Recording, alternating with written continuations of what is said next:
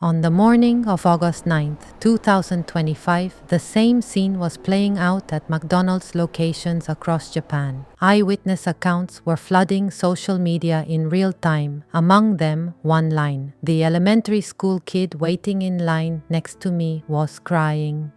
She never got a card, she stood in line, she followed the rules, and still, by the end of that week, the country where that child cried would be accused by people around the world of being a nation of racists. How did a fast food campaign get this big? That question has stayed with me. Japanese children learn a word before they learn to read or write, Itadakimasu. You say it before every meal, hands pressed together, a slight bow. The closest English translation is, I humbly receive. But that doesn't capture it. It's gratitude to the animals and plants that became your food, to the farmers who grew them, to whoever cooked the meal, all of that in a single word. Japanese children are also taught that a single grain of rice holds the spirits of 7 gods. So you finish your bowl, every single grain. I grew up with this. So when I see food thrown away, what I feel goes beyond wastefulness. It's something closer to pain. Hold on to that feeling. You'll need it later.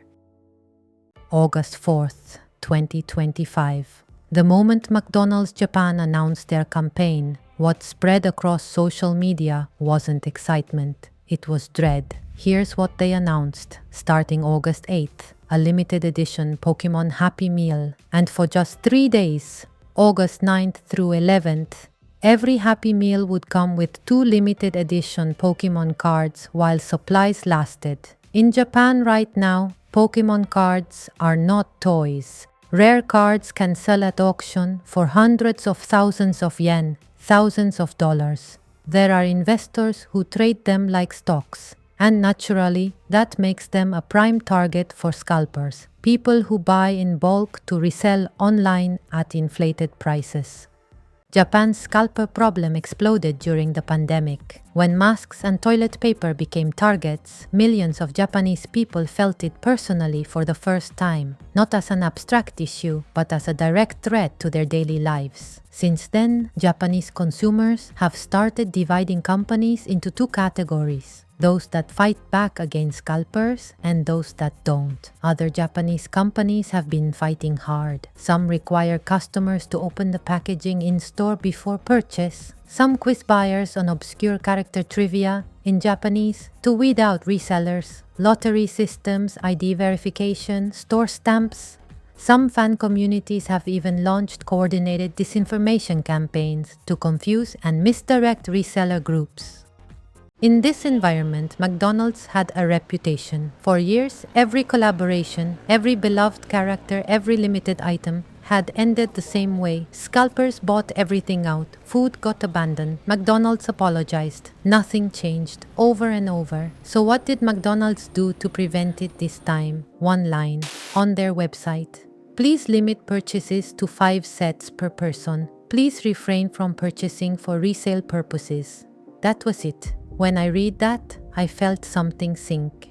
On the morning of August 9th, I opened my phone and started reading the real-time reports coming in from across the country. Every fear had come true. Many witnesses described similar scenes. One account read, a group of 4 or 5 foreigners ordered over 25 sets and kept getting back in line. They took over the tables. All the food was left behind. They only took the cards and toys. Another read, a group of about 20 came together, acting like strangers, but signaling each other with waves from across the restaurant. The mobile ordering system had no quantity limit. Some people placed orders and never came to collect them. They just wanted to drain the supply. Happy Meals piled up inside the restaurants. The system was collapsing. This wasn't speculation from Japanese observers. The resellers documented themselves.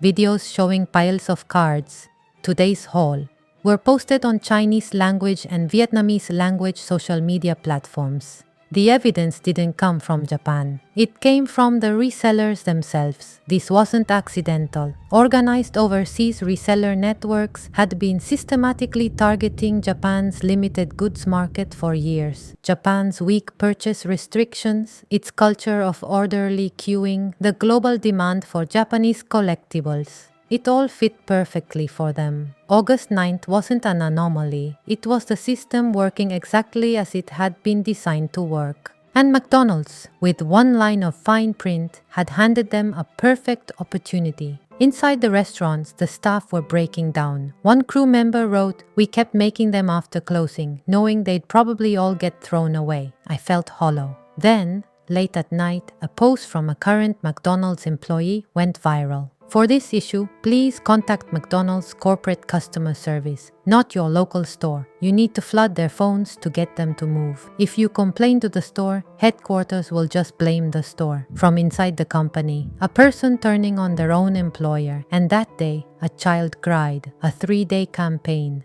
The very first day. She stood in line, she waited, she followed the rules. And the one chance that would never come back, disappeared in front of her. The campaign was called a Happy Meal. McDonald's corporate response, they would tighten purchase limits and work to prevent recurrence. The reaction was anger and disbelief. They completely missed the point. What we're angry about is that food was thrown in the garbage. Why weren't the warnings issued in Chinese and Vietnamese too? Calls for a boycott began. Before the anger inside Japan had even settled, fire came from a completely different direction. Photos of the abandoned Happy Meals, piles of untouched food left on tables and floors, spread to overseas social media without context. Japanese people don't care about wasting food. Do you remember what I said at the beginning of this video? Itadakimasu. Gratitude to the lives that became your food, to the farmers who grew them, to whoever cooked the meal. The people who said that word every single day of their lives were being introduced to the world as people who don't care about wasting food. Then a second wave hit. A narrative spread overseas that Japanese social media's focus on the nationality of the resellers was proof of Japanese racism and xenophobia. What had happened in their own country had somehow landed as Japan is a nation of racists. The emotion most Japanese people felt when they heard this wasn't anger. I don't care anymore if they call us racist. Fine, we're racist. Just please stop involving yourselves with Japan.